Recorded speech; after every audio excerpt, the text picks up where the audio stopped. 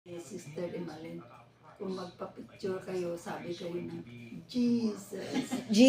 Tama nga, Jesus. Jesus. Jesus. Tita, are you happy? Very happy. Ma, ikaw, super happy. Very happy, super.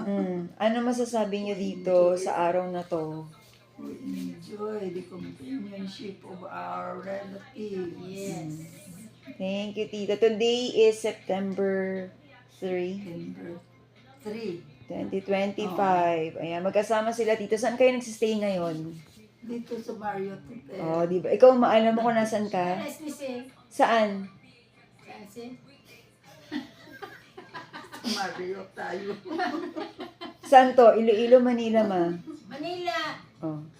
Saan Marriott ka ngayon? Nasaan ka, ma? Hindi ko alam. Saang Marriott to, ma?